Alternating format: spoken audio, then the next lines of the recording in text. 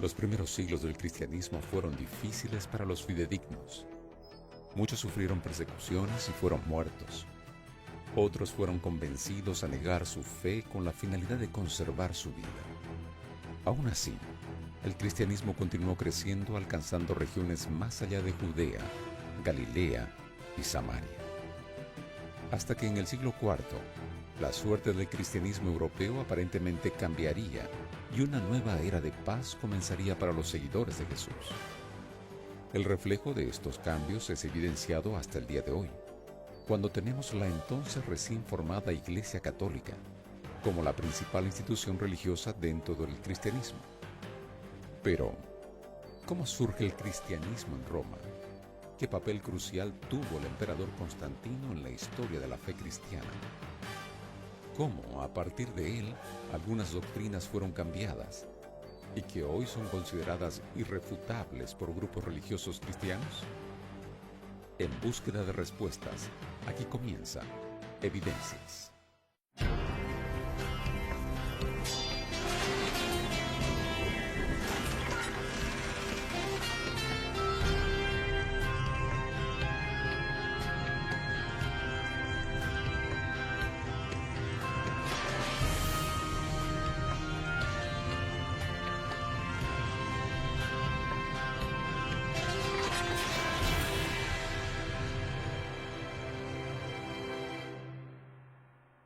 Cuando los discípulos empezaron a predicar las buenas nuevas del Evangelio, la mayoría comenzó por la región de Judea y con el tiempo fueron expandiendo, alcanzando regiones más distantes.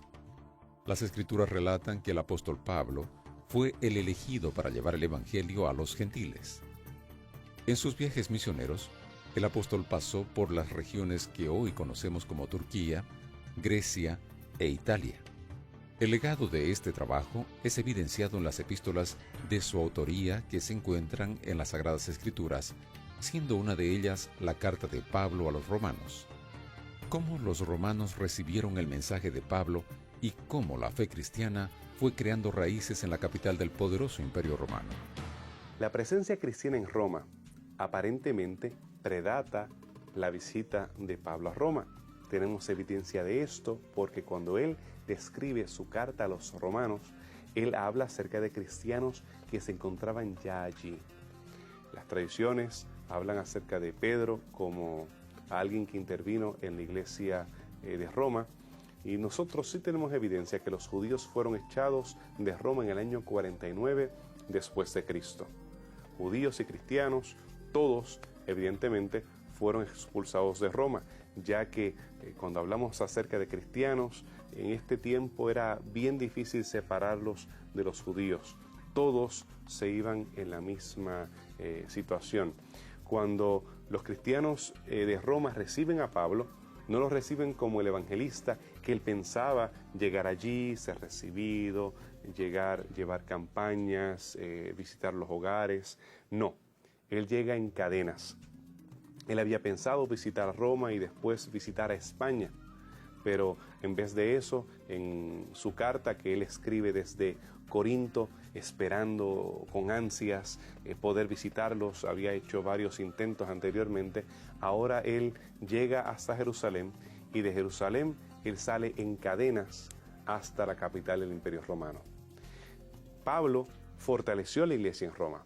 Aunque él estaba en cadenas, él tuvo la oportunidad de escribir, tuvo la oportunidad de alentar, y la cárcel mamertina tiene el recuerdo de ese digno hombre, ese digno prisionero que estuvo allí como prisionero romano.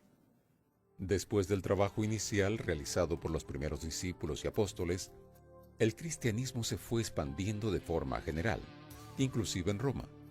Esto causó el furor de las autoridades religiosas y políticas que desencadenaron en feroces persecuciones. Aún así, a cada hombre muerto, miles se aferraban a la fe cristiana, causando una verdadera revolución religiosa dentro del imperio. Esta rivalidad entre el imperio y el cristianismo fue creciendo cada vez más, hasta que surgió un personaje, un emperador, que tomaría una posición inesperada que cambiaría la historia de la fe cristiana para siempre. Su nombre fue Constantino. La iglesia de Roma floreció igual que las iglesias en otras partes del imperio. Aunque fue abatido por varias persecuciones, Nerón acusó a los cristianos de haber incendiado la ciudad de Roma. Todos alegan que fue él mismo el que hizo el incendio. Los cristianos en Roma sufrieron persecuciones bajo la mayoría de los emperadores. Así que la comunidad romana no era una comunidad fuerte como la comunidad cristiana en Siria, la comunidad que había allá en Antioquía de Siria, la comunidad en Alejandría y otras comunidades cristianas en otras partes del imperio.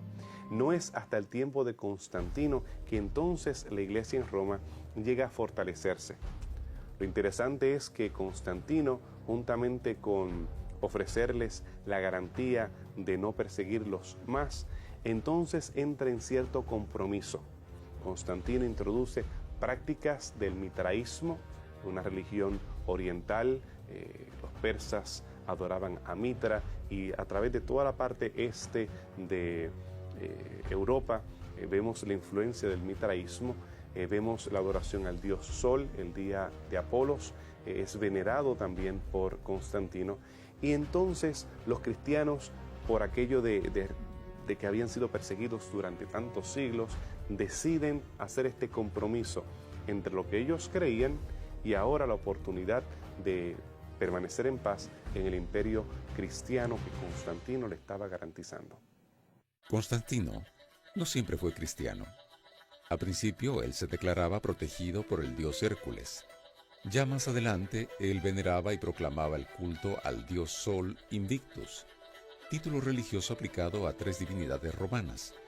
Cuando Constantino se convierte al cristianismo, después de ese posible sueño donde se le dice que a través del símbolo de la cruz él sería vencedor, es posible notar un sincretismo en el nuevo cristianismo romano, una mezcla entre los rituales y cultos paganos practicados antiguamente por Constantino y las doctrinas y verdades tan firmemente defendidas por el cristianismo primitivo. ¿Qué cambios y cultos adicionales surgen en este nuevo cristianismo fundado por Constantino? ¿Estarían estos cambios acaso complementando el culto cristiano o desviándolo?